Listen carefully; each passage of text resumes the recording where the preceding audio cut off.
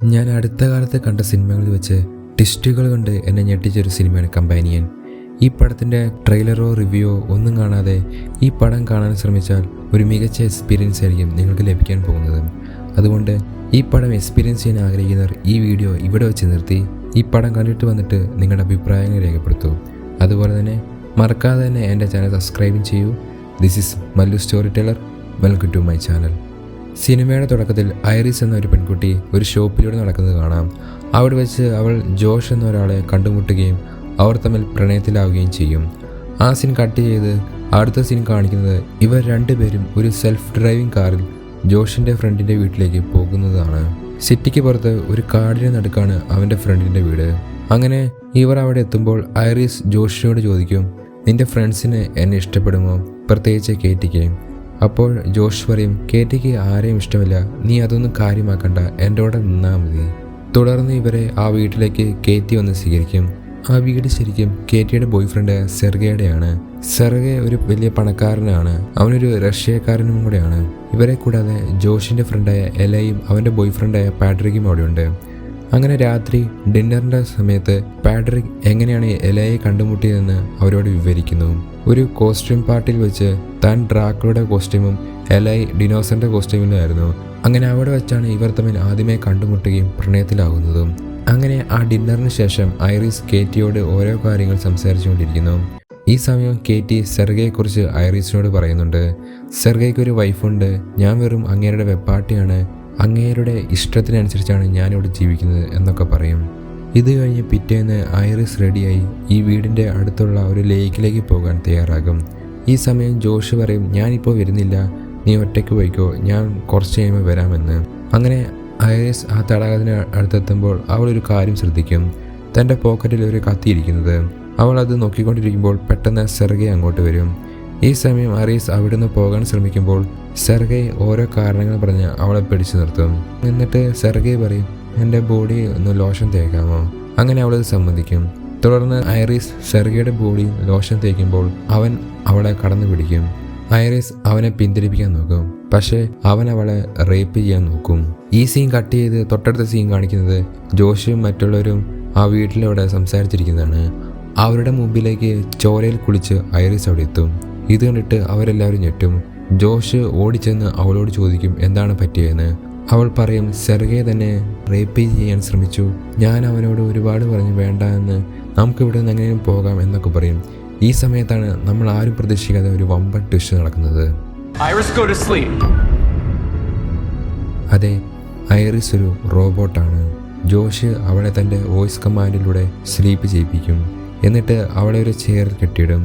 Sergei മരിച്ച കാര്യം പോലീസിനോട് പറയാൻ എലായി പോകും.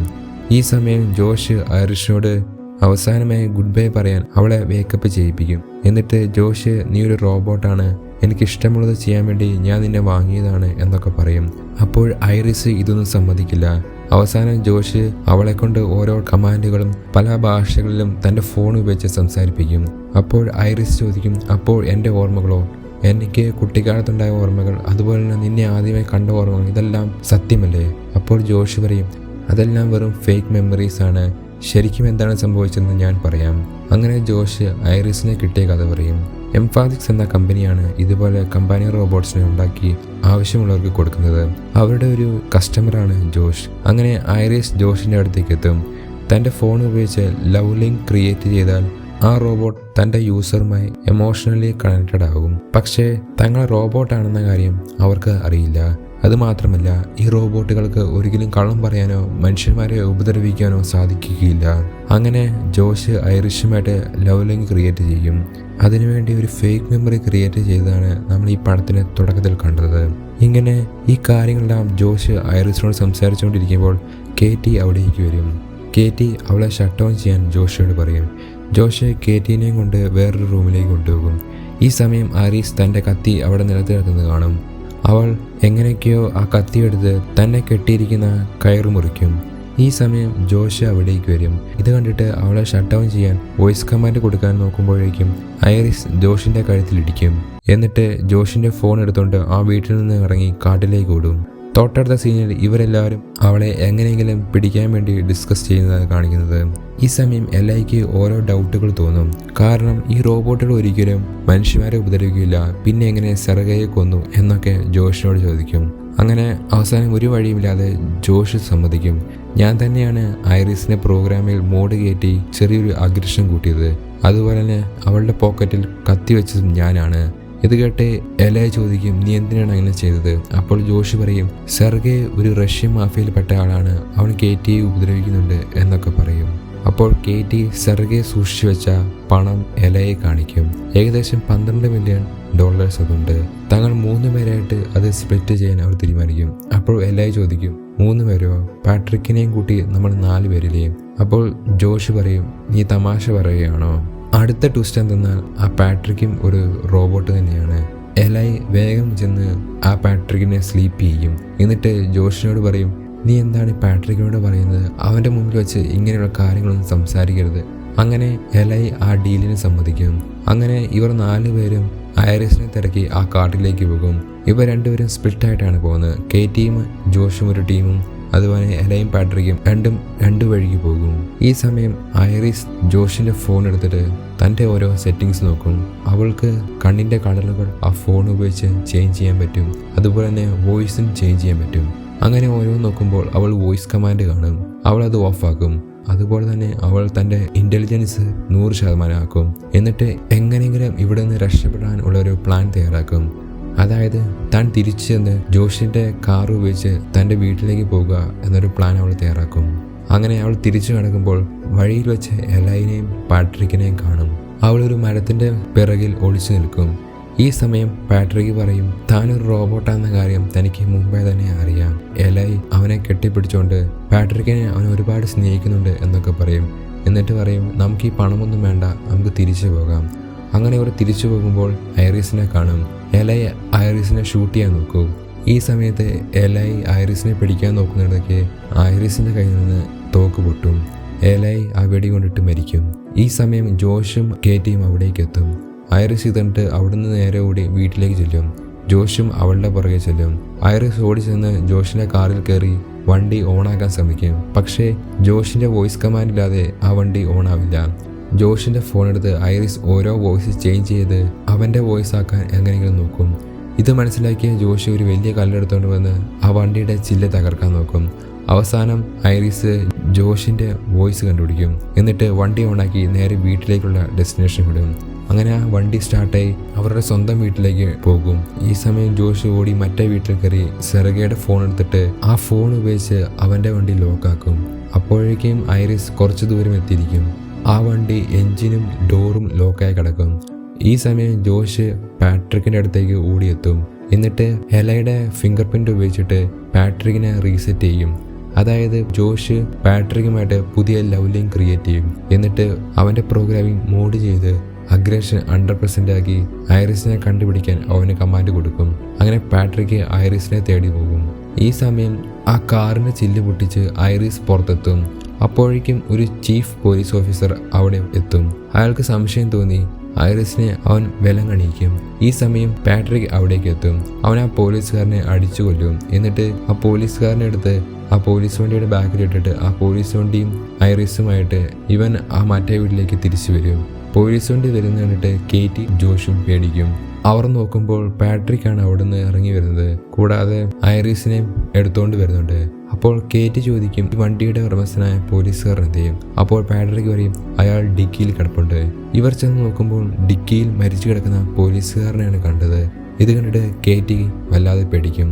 തങ്ങൾ പ്ലാൻ ചെയ്തതെല്ലാം കൈവിട്ടുപോയി എന്നൊക്കെ മനസ്സിലാക്കിയ കേറ്റി നേരെ ഓടിച്ചെന്ന് ആ സെർഗയുടെ പണത്തിൽ നിന്ന് തൻ്റെ പങ്ക് എടുത്തുകൊണ്ട് പോകാൻ ശ്രമിക്കും. ഇത് കണ്ടിട്ട് ജോഷ്, നമ്മളൊരു തെറ്റും ചെയ്തിട്ടില്ല, ഈ കൊലപാതകങ്ങളെല്ലാം ചെയ്തത് ഐറിസ് ആണെന്ന് നമുക്ക് പോലീസിനോട് പറയാം. അതുപോലെ തന്നെ സെർഗെ ഒരു മാഫിയക്കാരനല്ലേ, അതുകൊണ്ട് ഇത് തെറ്റല്ല എന്നൊക്കെ അവളോട് പറയും. അപ്പോൾ കേറ്റി പറയും, ഞാൻ ഒരിക്കലും നിന്നോട് സെർഗെ ഒരു മാഫിയക്കാരനാണ് എന്ന് പറഞ്ഞിട്ടൊന്നുമില്ല, എല്ലാം നീ ഊഹിച്ചെടുത്തതാണ്. അപ്പോൾ ജോഷ് പറയും, നീ എന്താണ് പറയുന്നത്? അപ്പോൾ സെർഗയുടെ ജോലി എന്താണ്?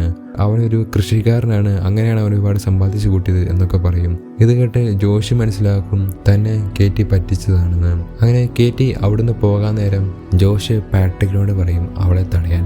പാട്രിക് ആണെങ്കിൽ ഒരു കത്തി എടുത്തുകൊണ്ട് വന്ന് അവളെ കുത്തും. അപ്പോൾ ജോഷ് ചോദിക്കും നീ എന്താണ് ചെയ്തതെന്ന്. അപ്പോൾ പാട്രിക് പറയും നീ അല്ലേ തടയാൻ പറഞ്ഞതെന്ന്. അങ്ങനെ കേറ്റി അവിടെ കിടന്ന് മരിക്കും. അത് കഴിഞ്ഞ് ഐറിസിനെ ഒരു പുതിയ ഡ്രസ്സൊക്കെ ഇടിപ്പിച്ച് ആ ഡിന്നർ ടേബിൾ അവിടെ ഇരുത്തും. ഓപ്പോസിറ്റ് ജോഷും ഇരിക്കും. എന്നിട്ട് ഐറിസിനെ തൻ്റെ മൊബൈൽ ഉപയോഗിച്ചിട്ട് അവൻ ഓണാക്കും. എന്നിട്ട് ജോഷ് പറയും നീയാണ് ഇതിനെല്ലാം കാരണക്കാരൻ, നീ കാരണം ഇവിടെ ഒരുപാട് കൊലപാതകങ്ങൾ നടന്നു എന്നൊക്കെ പറയും. അപ്പോൾ ഐറിസ് എല്ലാം നിന്റെ ആർത്തി കാരണമാണ്, നീ പണത്തിന് വേണ്ടിയാണ് ഇത്രയും പേരെ കൊന്നത് എന്നൊക്കെ എനിക്കറിയാമെന്ന്. ഇത് കേട്ടിട്ട് ഐറിസിന്റെ ഇന്റലിജൻസ് അവൻ കുറയ്ക്കും.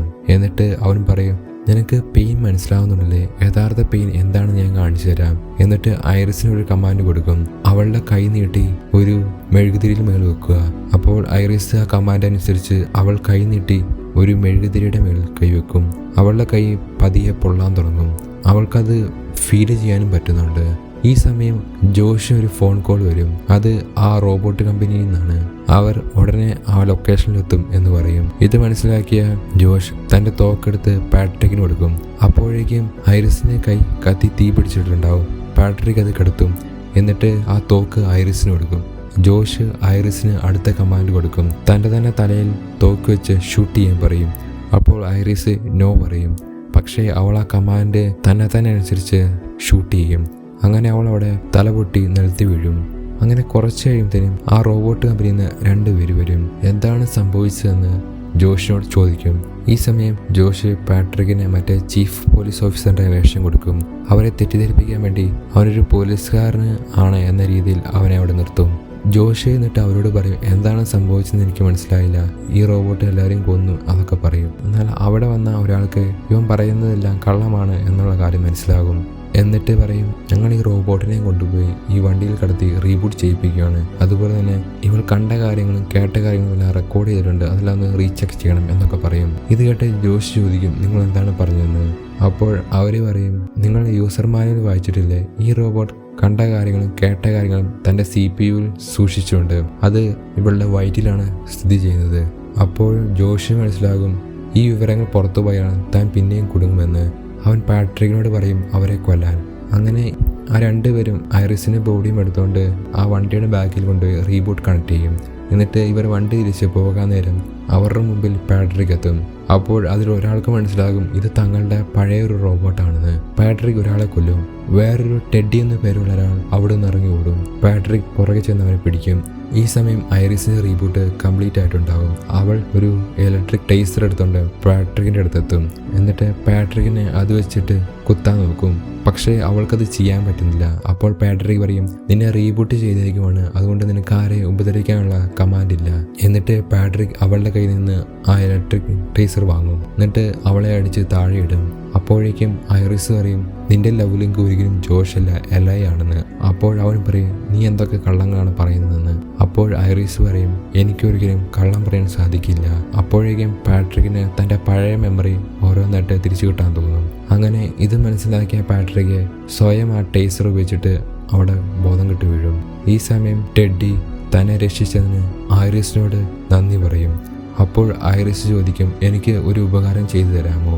ഈ സമയം ജോഷ് അവിടെയുള്ള പണമെല്ലാം പെട്ടിയിലാക്കി അവിടെ നിന്ന് പോകാൻ ശ്രമിക്കുകയാണ്. അപ്പോൾ ഐറിസ് അവിടെ ഒരു തോക്കുമായിട്ട് എത്തും. ജോഷ് അവളെ വോയിസ് കമാൻഡ് ചെയ്തിട്ട് പിന്തിരിപ്പിക്കാൻ നോക്കും. പക്ഷെ അവന് സാധിക്കില്ല. അപ്പോൾ ഐറിസ് പറയും ഞാൻ ഇനി ഒരു ഫ്രീ ബേർഡാണ്, ഒരു ഫോണിനോ ഒന്നിനോ എന്നെ കൺട്രോൾ ചെയ്യാൻ സാധിക്കില്ല, എൻ്റെ ഇഷ്ടത്തിന് എനിക്ക് ഇഷ്ടമുള്ള കാര്യങ്ങൾ ചെയ്യാൻ പറ്റും എന്ന് പറയും. ഐറിസ് ജോഷിന് നേരെ തോക്ക് ചൂണ്ടും. അപ്പോൾ ജോഷ് അവളുടെ അടുത്തേക്ക് എത്തും. അപ്പോൾ ഐറിസ് പറയും ഞാൻ നിന്നെ ഷൂട്ട് ചെയ്യും. പക്ഷേ ഐറിസിന് ഒരിക്കലും അവനെ ഷൂട്ട് ചെയ്യാൻ സാധിക്കില്ല. ഇത് മനസ്സിലാക്കിയ ജോഷ് അവളുടെ തോക്ക് മേടിച്ചിട്ട് അവളെ അടിച്ച് നിലത്തിടും. അങ്ങനെ അവളെ കൊല്ലാൻ നേരം നോക്കുമ്പോഴത്തേനും അവിടെ കിടന്നിരുന്ന ഒരു ബോട്ടിൽ ക്യാപ്പ് ഓപ്പണർ വെച്ചിട്ട് ഐറിസ് ജോഷിനെ കൊല്ലും. അങ്ങനെ ജോഷും മരിക്കും. അങ്ങനെ പിറ്റേന്ന് ഐറിസ് കുടിച്ചൊരുങ്ങി അവിടെയുള്ള പണവും ആ സെർഗയുടെ വണ്ടിയും എടുത്തുകൊണ്ട് അവിടെ നിന്ന് പോകും. അതോടെ പടവും അവസാനിക്കും. എങ്ങനെയുണ്ടായിരുന്നു ഈ പടം? നിങ്ങളുടെ വിലയേറിയ അഭിപ്രായങ്ങൾ കമൻറ്റ് ബോക്സിൽ രേഖപ്പെടുത്തൂ. അതുപോലെ തന്നെ മറക്കാതെ തന്നെ എൻ്റെ ചാനൽ സബ്സ്ക്രൈബും ചെയ്യൂ. Thank you.